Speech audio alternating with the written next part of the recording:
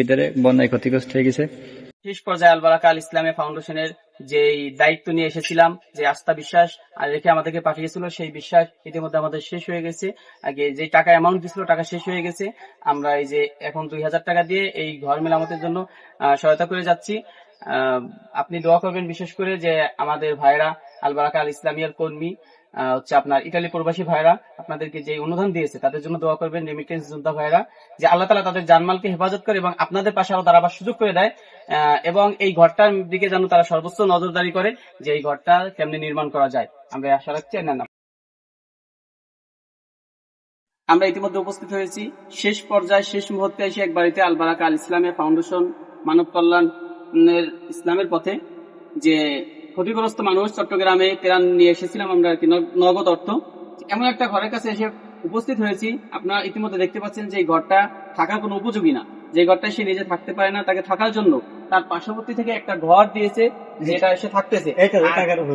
ওইটাও যেই পরিবেশ আমরা মাঠ পর্যায়ে দর্শন করে দেখছি যে ওখানেও থাকার কোনো পরিবেশ না। অতএব যে আমরা আপনার দেশ ও দেশের বাহিরে সমস্ত আল বারাকা আল ইসলামিয়া ফাউন্ডেশনের কর্মীদেরকে কাছে উদাত্ত আহ্বান থাকবে যে আমরা যদি শুরুতে এই ঘরটা দেখতে পারতাম তাহলে আমরা ঘরটা মেরামত করে দিতে পারতাম, কিন্তু আমরা শুরুতে পাই নাই, শেষ পর্যায়ে পাইছি। এখন আপনাদের কাছে বিশেষ করে ইটালি প্রবাসী রেমিটেন্স যোদ্ধা ভাইরা যারা আমাদেরকে অর্থ দিয়ে এখানে পাঠিয়েছেন তাদের কাছে আবার একটা বিনীত আবেদন থাকবে যে আপনারা কিছু সহায়তা করুন, যেই সহায়তার মাধ্যমে আমরা এই ঘরটা নির্মাণ করে দিতে পারি এবং তার পাশে আমরা দাঁড়াতে পারি। আমরা তথ্য পেয়েছি যে তার 4টা সন্তান আছে, 4টা ছেলে আছে।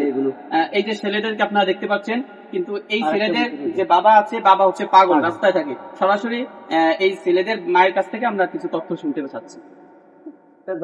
আপনার জামাই ব্যাপারে কিছু কথা বলুন। আপনার জামাই কি করেন?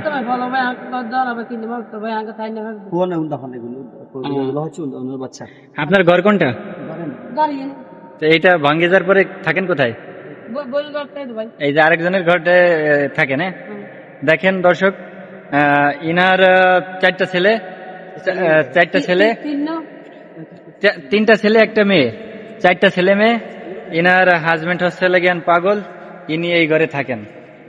এখন এই ঘরে এই যে রান্না করেন আর এই যে থাকেন, আসলে এই যে এই জায়গায় থাকেন। এখন ইনার অনেক কিছুর প্রয়োজন, আসলে আমরা তো এখন দিতে পারতেছি না। এই যে মশারি, এই জায়গায় থাকেন, এই যে মশারির ভিতরে বন্যায় ক্ষতিগ্রস্ত হয়ে গেছে। আমরা আল বারাকা আল ইসলামিয়া ফাউন্ডেশন বাংলাদেশ থেকে আসছি। আপনারা কিছু দিয়ে সাহায্য করেন। দেশ ও দশের এবং প্রবাসী ভাইরা যারা আছেন, বিশেষ করে ইতালি ভাইরা থাকেন, এবং রহমতুল্লাহ ভাইয়ের উদ্যোগে, ইতালি প্রবাসী রহমতুল্লাহ ভাইয়ের উদ্যোগে আপনিও কিছু করেন ইনশাআল্লাহ। আল্লাহ হাফিজ।